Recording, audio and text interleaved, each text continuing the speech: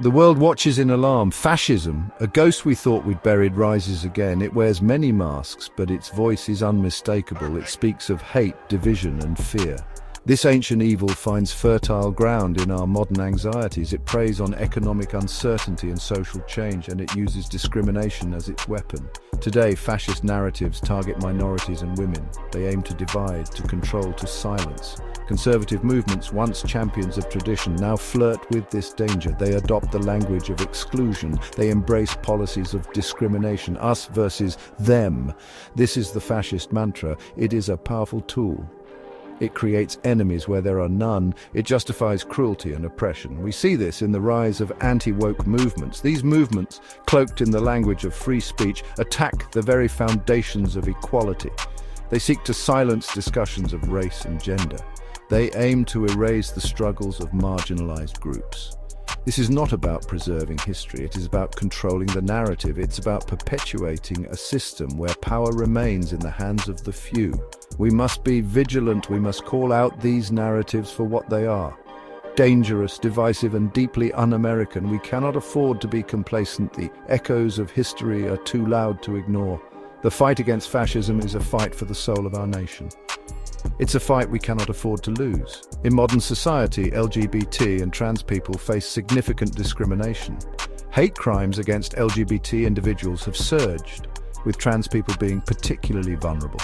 According to recent statistics, over 40% of trans people have reported being harassed or discriminated against in the past year. These narratives of hate and exclusion must be challenged. We must stand together to protect the rights and dignity of all individuals, regardless of their gender or sexual orientation. Words have power. They can inspire hope, they can incite violence. The anti-woke movement wields language as a weapon. They speak of political correctness gone mad and cancel culture. But these phrases mask a sinister truth. They are dog whistles. They are designed to stoke fear and resentment towards minorities. Take, for example, the attacks on critical race theory. This academic framework, once confined to university classrooms, has become a target of right-wing rage. Why? Because it dares to examine the systemic racism embedded in our institutions. By labeling any discussion of race as divisive, the anti-woke movement seeks to silence black voices. They want to prevent an honest reckoning with our nation's past. This is not about protecting free speech. It is about maintaining a hierarchy of power where whiteness reigns supreme. The historical parallels are chilling. Fascist regimes throughout history have used similar tactics. They demonize minorities. They rewrite history to fit their narrative, and they silence dissent with an iron fist. We must learn from these dark chapters. We must recognize the warning signs and fight back against this dangerous ideology. Fear is a powerful motivator.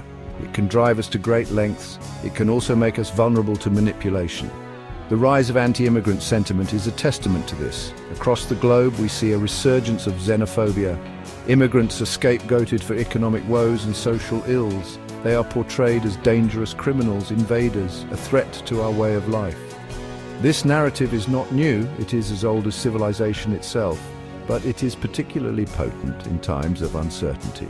When people feel anxious about their future, they are more likely to embrace simplistic solutions. They are more likely to blame the other. Right-wing media outlets and politicians fuel this fire.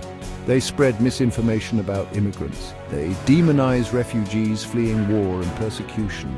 They exploit our fears for their own political gain. This rhetoric has real-world consequences. It leads to increased hate crimes against immigrants. It emboldens white supremacist groups, and it erodes the very fabric of our democracy. We must remember that diversity is our strength. Our nation was built by immigrants. We must reject the politics of fear and embrace compassion and understanding.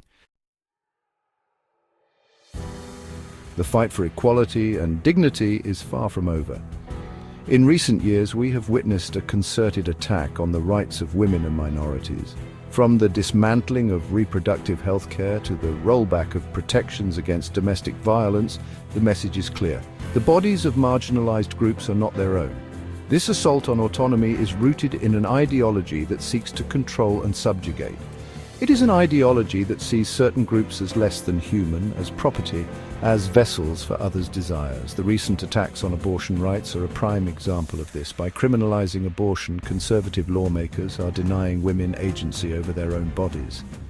They are forcing women to carry unwanted pregnancies to term, putting their lives and health at risk. This is not about protecting life, it is about controlling marginalized groups. It is about relegating them to the status of second-class citizens. We cannot allow this to stand. We must fight back against these attacks on our fundamental rights. We must demand equality and justice for all people, regardless of their gender, race, or sexual orientation.